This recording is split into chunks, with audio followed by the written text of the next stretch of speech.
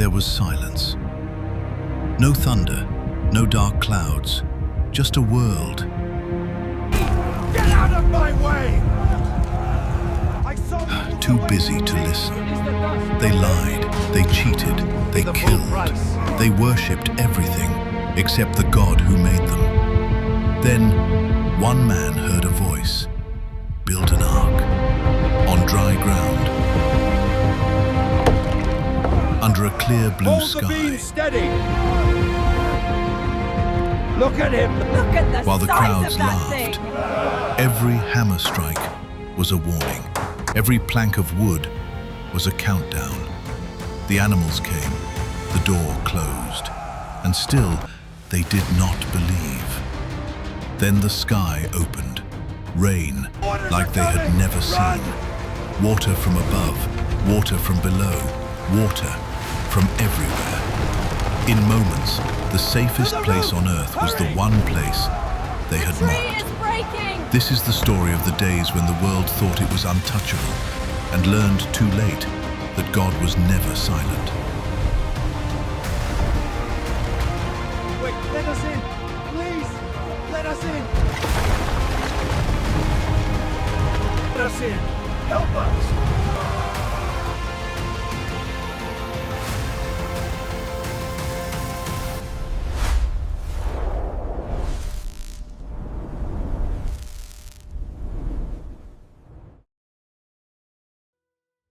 Far from the noise of the city, there lived a man named Noah.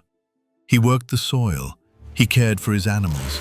He tried to walk in a way that pleased God. In Genesis chapter 6, verse 9, the Bible says Noah was a righteous man, blameless among the people of his time, and he walked faithfully with God. Noah was not perfect. He had weaknesses, he had doubts, but day after day he chose to listen for God's voice. He woke up early, he looked over his fields, he checked on his animals, he laughed with his children and grandchildren. He thanked God for simple things. While the world chased pleasure and power, Noah tried to walk a different path. He believed that the God who created the heavens and the earth saw every choice people made. But beyond Noah's quiet fields, something dark was spreading. The world was changing. He could feel it in the way people spoke. He could see it in the way they treated each other. Genesis chapter 6, verses 11 and 12 tell us that the earth was corrupt in God's sight and was full of violence. God saw how corrupt the earth had become, for all the people on earth had corrupted their ways. People cheated one another. They lied to gain money and power. They hurt the innocent and laughed about it later. They mocked anyone who tried to do what was right. In the markets, deals happened in dark corners. Weights on the scales were rigged. The rich grew richer. The poor were forgotten. At night, wild parties filled the streets. Idols stood high on hills, covered in offerings and smoke. People bowed down to stone and metal. They worshipped everything except the God who had made them. Noah watched from a distance. He felt a heavy ache in his chest. Sometimes he wondered, am I the only one who still cares what God thinks? He saw children pushed aside. He saw the weak crushed by the strong. He saw neighbors turn into enemies over small offenses. In quiet moments, Noah lifted his eyes to the sky and whispered, Lord, how long will this go on? How long will violence and corruption fill the earth? Even the land seemed tired. Fields were trampled. Blood had soaked into the ground. The earth itself seemed to groan under the weight of human sin. Still, Noah kept praying. He brought his questions to God. He brought his fears. He brought his confusion. He did not always get quick answers, but he chose to stay close. He chose obedience over popularity. He chose faithfulness over comfort. One day, as Noah prayed alone, something changed. The breeze that usually moved across his fields grew still. The sounds of birds and animals faded into silence. It felt as if the world itself was holding its breath. Noah knelt on the ground. His hands rested in the dust. His heart beat slowly, then faster. Then a voice spoke his name, not out loud to the whole valley, but deep in his spirit. Noah. This was not the voice of a man, It was not the voice of his own thoughts. It was the voice he had heard in the quiet for many years, the voice of the living God.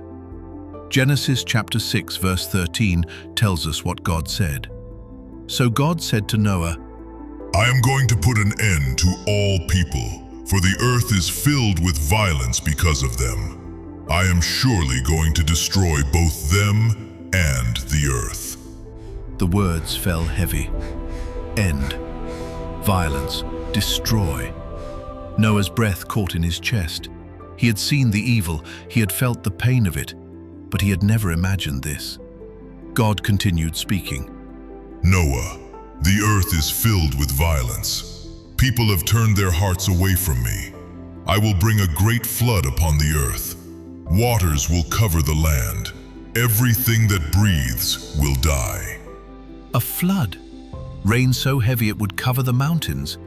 Noah had seen storms. He had seen rivers overflowing after heavy rain, but nothing like this. He looked at the sky, blue, calm, peaceful. He looked at the ground beneath his knees, dry soil, cracked in some places from the heat. His mind raced. A flood over the whole earth. How could that even happen? But God was not finished. Build an ark. Make yourself an ark of cypress wood. Make rooms in it, and coat it with pitch inside and out. Genesis chapter 6 verses 14 to 16 give very specific instructions. God told Noah how long the ark should be, how wide, how high, where to place the door, and how to make 3 decks inside. God was not only announcing judgment, he was also providing a way of rescue. In his justice, he would confront evil. In his mercy, he would save a family who trusted him. Noah listened in silence. The weight of the message pressed down on him. He thought about his wife. He thought about his sons, Shem, Ham, and Japheth. He thought about their future.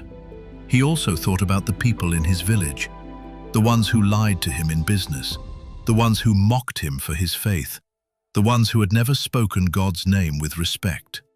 Me, Lord? Me? Against the whole world? He knew what obedience would mean. People already thought he was strange. If he started building a massive ship on dry land, they would think he had lost his mind. But Hebrews chapter 11 verse 7 looks back at this moment. It says, By faith Noah, when warned about things not yet seen, in holy fear built an ark to save his family. Noah had a choice: trust what he could see with his eyes, or trust what he had heard from God. The sky still looked calm, the earth still felt solid, the marketplaces were still full of noise and laughter. But God had spoken, and Noah knew that God never lies. He took a slow, trembling breath. His heart pounded in his chest. Then he whispered 3 simple words. Yes, Lord, I will obey. Those words did not change the sky right away. They did not stop the noise of sinful parties in the city, but they changed the direction of Noah's life. From that moment on, his days were no longer about farming alone. His days were about a mission: build the ark, prepare for the flood, warn the world while there was still time. Genesis chapter 6 verse 22 sums it up in one sentence. Noah did everything just as God commanded him. With calloused hands and a trembling but willing heart, Noah walked toward the first tree he would cut. The world before the flood kept laughing, kept sinning, kept ignoring God. But one man had heard the warning. One man had said yes. And the first swing of Noah's axe was the first step toward a new beginning for the whole earth. The next morning, Noah woke up with a new weight on his heart. The command of God still rang in his mind. Build an ark, prepare for a flood the world had never seen. He ran his hand across a rough tree trunk. He measured its width with his eyes. He imagined beams, planks, and ribs of a great ship taking shape. This would not be a small boat. It would not be a quick project. It would take years of work, years of trust, years of obedience. Genesis chapter 6 verses 14 to 16 record God's design for the ark. It would be hundreds of feet long, strong and stable, with 3 decks and a single door. Noah picked up his axe. The first swing cut into the wood. The echo rang through the valley. With every strike he was saying, "I believe you, Lord. I trust your word more than what my eyes can see." Day after day he worked. He cut trees, he trimmed branches, he shaped long beams. He stacked wood in neat piles, preparing for something bigger than any house, bigger than any barn. His sons watched him. At first they were confused. "Father, what are you building?" Noah answered, An ark. God is sending a flood. He is giving us a way of escape. They exchanged glances. "A flood? Here? Under this clear blue sky?" Still, they respected their father. They respected his faith. So they picked up tools and joined him. Weeks turned into months. The frame of the ark began to rise. Long beams formed the skeleton. Crosspieces strengthened the sides. The outline of a massive ship appeared on dry ground. People traveling past stopped and stared. At first they watched in silence. Some shook their heads and walked away. Others stayed to ask questions. What is this thing, Noah? Are you building a tower? Is it a warehouse? A palace? Noah wiped sweat from his forehead and answered honestly, It is an ark. God has warned that a great flood is coming. He is patient, but he will judge the violence and corruption in the world. He is giving us time to turn back to him. Some listeners grew serious for a moment. They remembered their own lies. They remembered fights they had started. They remembered nights of godless celebration. But the seriousness did not last. One man burst out.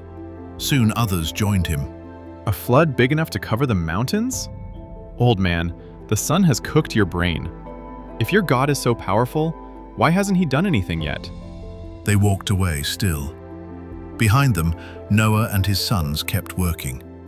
2 Peter chapter 2 verse 5 later calls Noah a preacher of righteousness. As he built, he also warned. His life and his words together became a message to his generation. Not everyone who doubted was a stranger. Sometimes the doubt came from inside Noah's own home. One evening, as the family sat around a simple meal, Ham looked at his father with troubled eyes. "Father, people are talking. They say you were crazy. They say you are wasting our lives on a ship that will never sail." Noah paused before answering. He understood the pressure his sons felt. He knew they heard the whispers and the mocking. Ham, He replied gently, I know this looks foolish. I know the sky is clear. I know we have never seen a flood like the one God described. But I also know God's voice. I know his character. He is holy. He is patient. He is also just. If he has said a flood is coming, then it is coming. If he has given us an ark, then this ark is our only safety. I would rather look foolish to men than disobedient to God. Ham lowered his eyes. The words settled into his heart, even if he did not yet fully understand. The work continued, morning after morning, year after year. We hear the rhythm of hammers, wood being cut and shaped, ropes stretching tight, voices calling measurements and instructions. Noah's hands grew even more calloused, his back ached, but his skill increased. He learned how to shape curves that would carry weight. He learned how to seal cracks so water could not enter. Genesis chapter 6 verse 22 says, Noah did everything just as God commanded him. He did not cut corners, he did not rush the job. Every board, every joint, every peg mattered. As the ark grew, its size silenced even some of the loudest mockers. It was no longer a strange frame, it was a towering structure, visible from far away, like a wooden mountain rising out of the plain. One afternoon, a group of men approached Noah while he worked. They were not laughing this time. Their faces were hard, their arms were crossed. Listen, Noah, One of them said, this ark of yours is becoming a problem. You are scaring people. You keep talking about judgment and flood and God. You are upsetting our business. You are confusing our children. Noah set down his tool.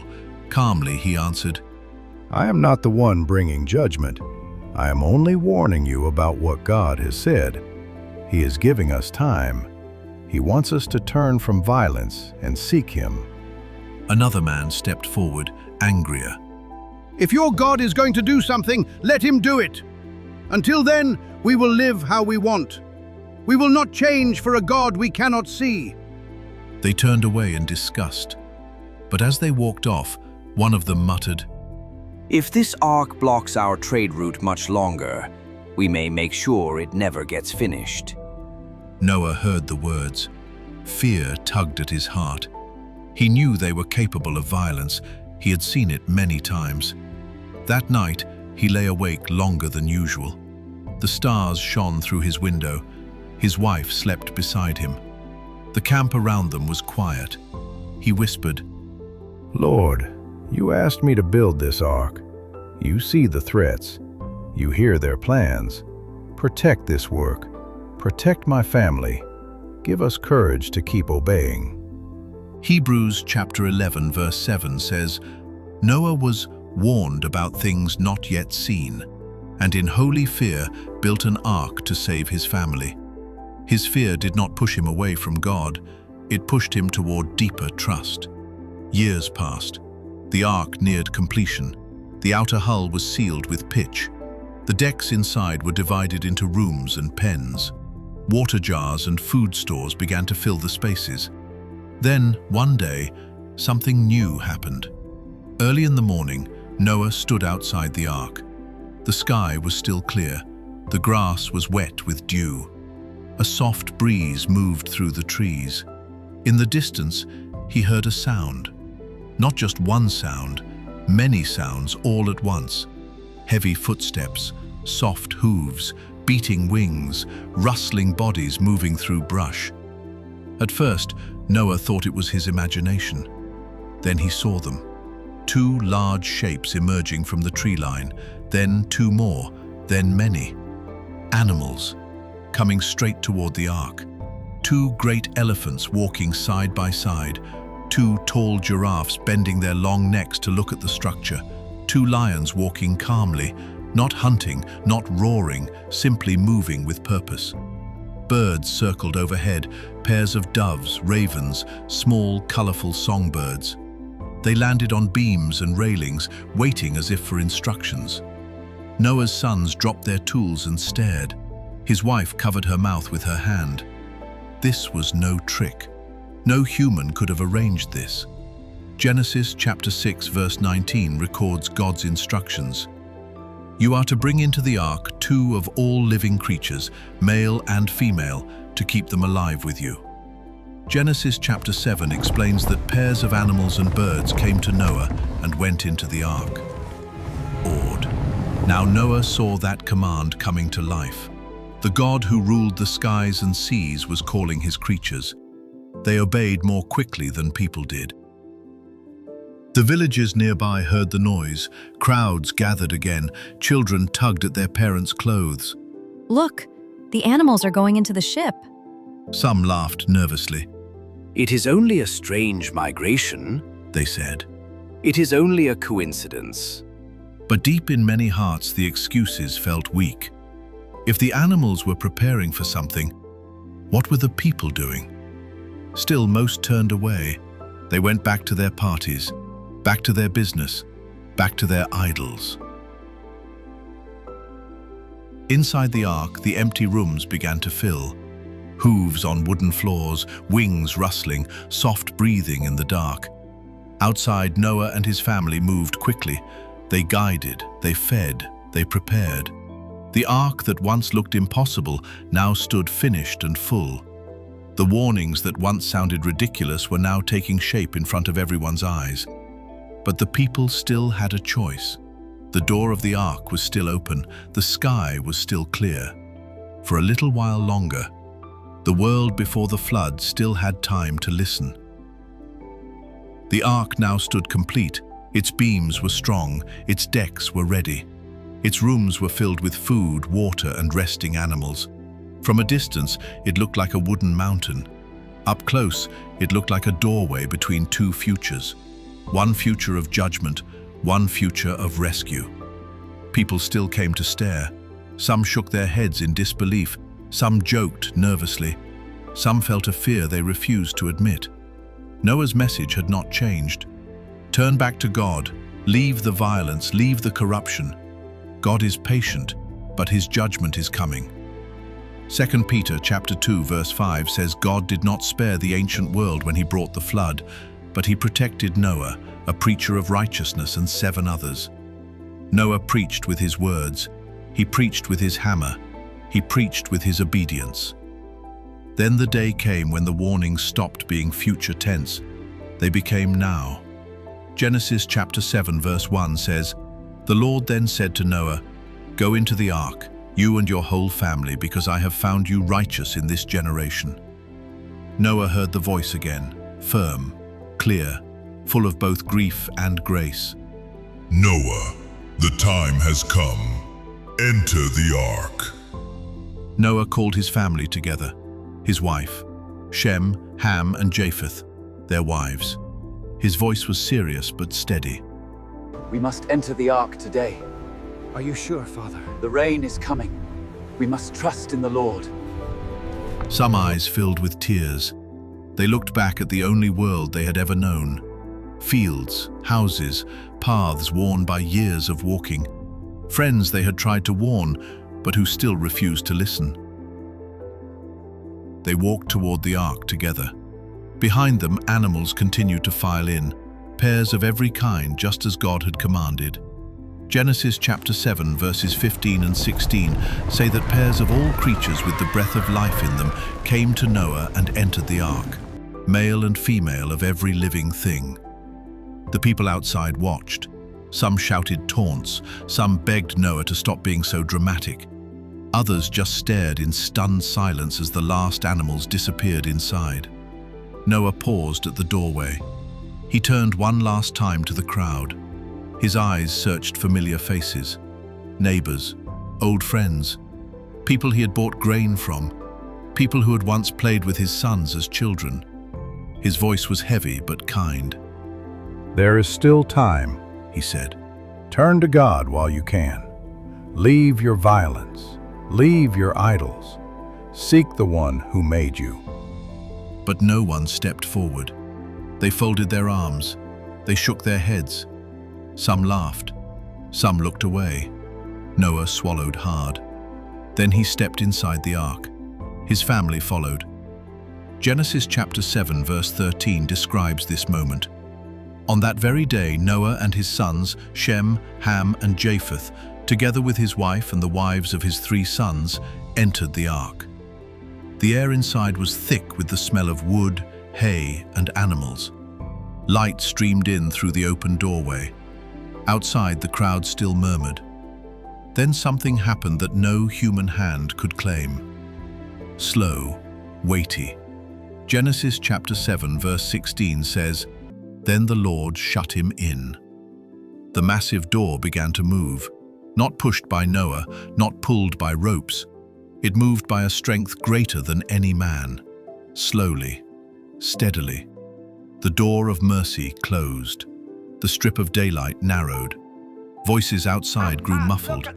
The final sliver of sky disappeared. Darkness settled inside. Noah's family held their breath. They felt the ground beneath them. It was still dry. The air was still. For a moment, nothing happened. No rain, no thunder, only silence. Some people outside laughed in relief. Look at them, They said. locked inside their big box. The sky is still clear. At first, it was just a sound. A few soft taps on the roof. Small, scattered drops. Someone outside held out a hand and smiled. Rain, we needed this. The drops became more frequent. Patters turned to streams. Streams turned to sheets. Genesis chapter 7 verse 11 says, "On that day all the springs of the great deep burst forth, and the floodgates of the heavens were opened." Water did not only fall from the sky, it surged up from the ground. Wells overflowed, streams roared, deep fountains tore through the earth. Rain hammered the ark like fists. The sound grew louder and louder. Inside, children covered their ears, animals shifted nervously and whimpering cried out. The ground beneath the ark trembled. Mud formed under its heavy hull. Rivers of water rushed around its base. For 40 days the rain did not stop. Genesis chapter 7 verse 17 says, "For 40 days the flood kept coming on the earth, and as the waters increased, they lifted the ark high above the earth." At first, the ark shuddered but stayed in place. Then slowly, it began to move. The water rose under it, lifting it off the ground. The ship that had looked foolish on dry land now floated, exactly as God had planned. Outside, panic replaced laughter. Low places flooded first. Streams spilled over their banks. Fields turned into rivers. People ran to higher ground. They carried children. They grabbed animals by ropes. They clutched bags of grain or treasured items. But the water kept rising. It soaked through sandals. It climbed past ankles, past knees, past waists. Homes that once felt safe filled with water. Walls collapsed, roofs broke apart and floated away. Genesis chapter 7 verses 18 to 20 tell us the waters rose greatly on the earth. All the high mountains under the entire heavens were covered. The waters rose more than 15 cubits above the mountains.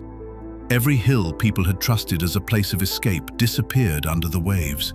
There was no land left to run to, no tree high enough to climb.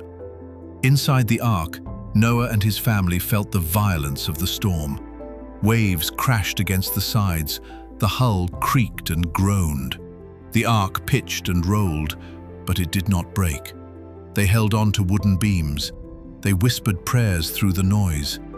"Lord, you shut us in. Lord, keep us safe inside your promise."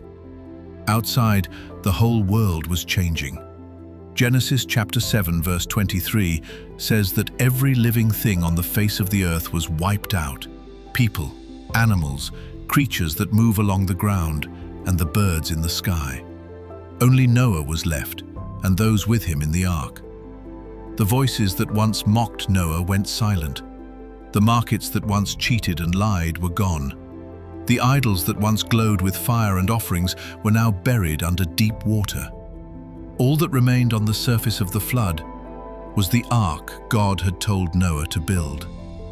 Inside that ark sat 8 human souls: Noah, his wife, Shem, Ham, and Japheth, their wives. They were not better because they were smarter. They were not saved because they were stronger. They were safe because they believed God's warning and trusted his way of escape. In that way, the ark was more than a boat. It was a picture of salvation, a picture of what happens when people take God's word seriously.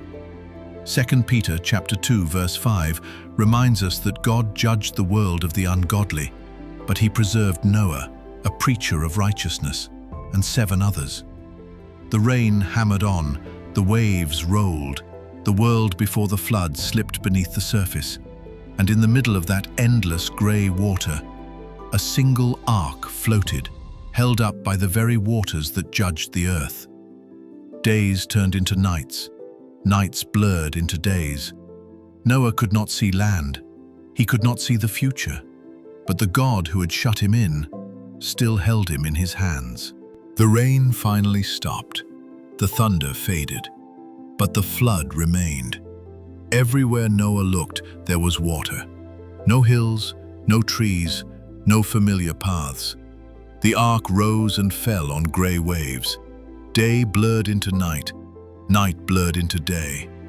Inside, the family settled into a strange rhythm, feeding animals, refilling water, comforting frightened children, to the constant creak of wood and the crash of waves.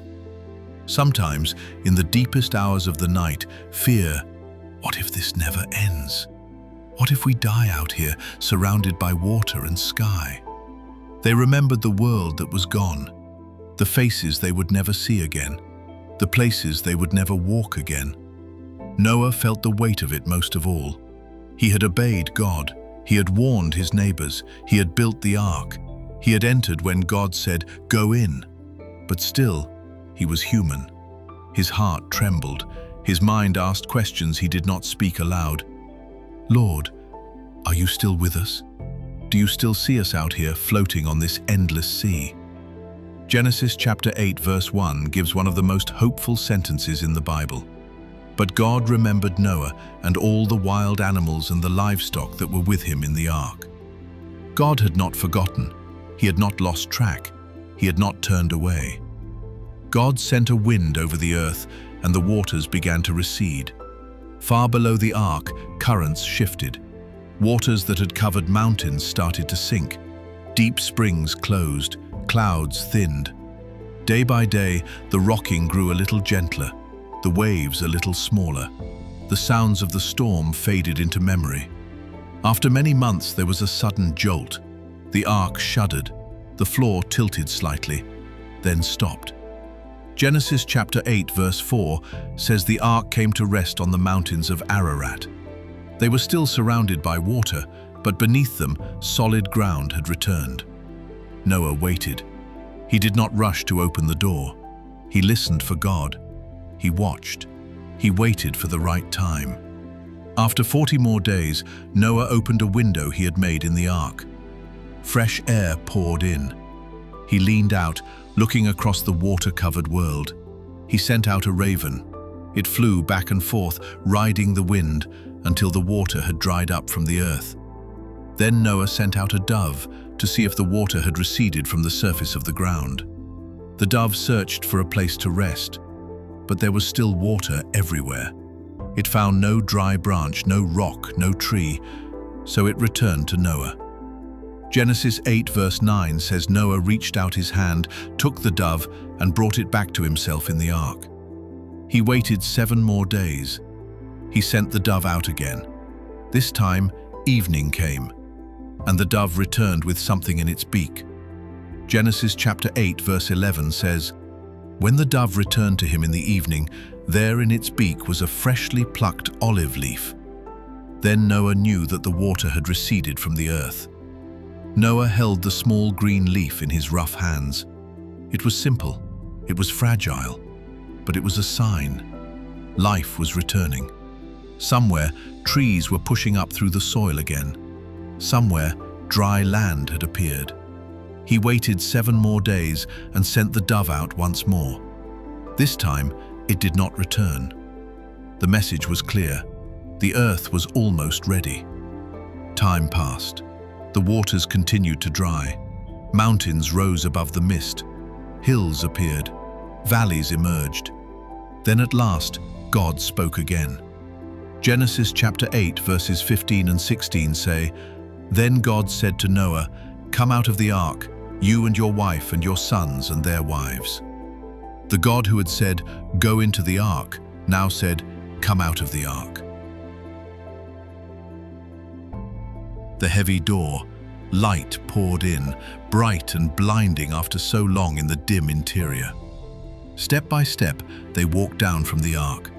Their feet touched damp earth. Cool air brushed their faces. The world looked different.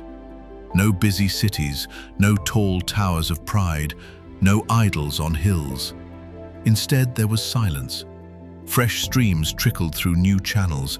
Green plants began to cover the ground. Birds flew across a clean sky. Animals surged out of the ark, eager and free.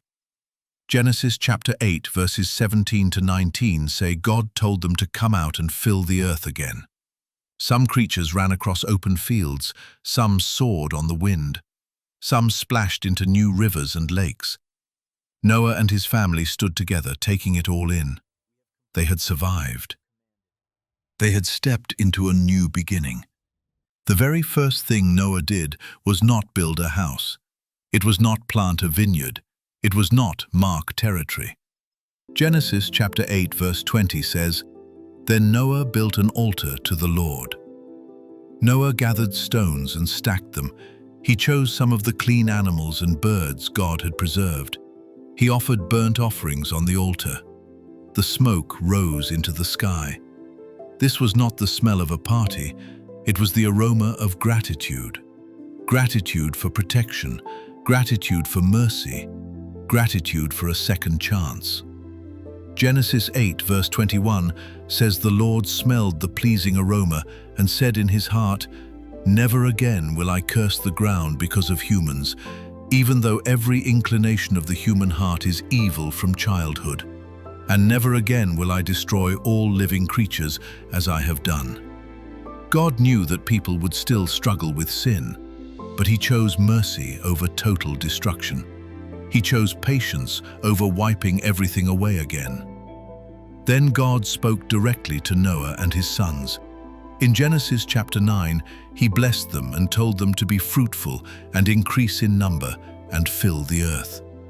He made a covenant, a binding promise, with Noah, his descendants, and every living creature. Genesis 9 verses 11 to 13 record his words, "I establish my covenant with you. Never again will all life be destroyed by the waters of a flood. Never again will there be a flood to destroy the earth. I have set my rainbow in the clouds, and it will be the sign of the covenant between me and the earth." As God spoke, clouds gathered. Rain droplets hung in the air like tiny crystals. Then light broke through.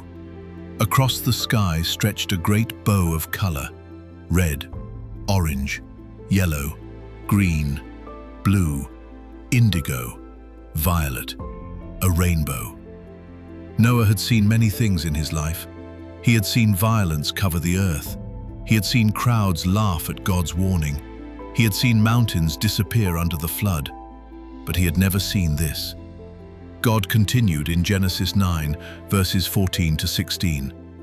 "Whenever I bring clouds over the earth and the rainbow appears in the clouds, I will remember my covenant between me and you and all living creatures of every kind.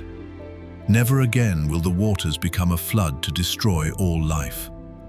The rainbow was not just a beautiful sight, it was a promise, a sign of mercy, a reminder that judgment is real, but so is grace. Noah looked up, tears in his eyes. The man who once stood almost alone in obedience now stood in a world washed clean, bathed in the colors of God's covenant. In time, Noah planted a vineyard. His sons and their families spread out over the earth. New towns would rise. New generations would be born. The world before the flood was gone. Its cities, its noise, its idols, its violence. But its lessons remained. God had shown that he sees the corruption people try to hide. He had shown that he will not ignore evil forever. He had also shown that he knows how to rescue those who trust him, even when they are few. Noah was not perfect. He made mistakes even after the flood, but he chose to believe God when it mattered most. He chose obedience when the whole world laughed. Because of that, his family was saved, and hope was preserved for all the generations that would come after.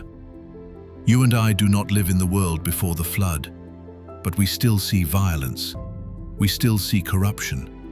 We still feel pressure to follow the crowd, even when the crowd is wrong. The story of Noah and the flood reminds us, God is just. God is patient. God is merciful. God keeps his promises.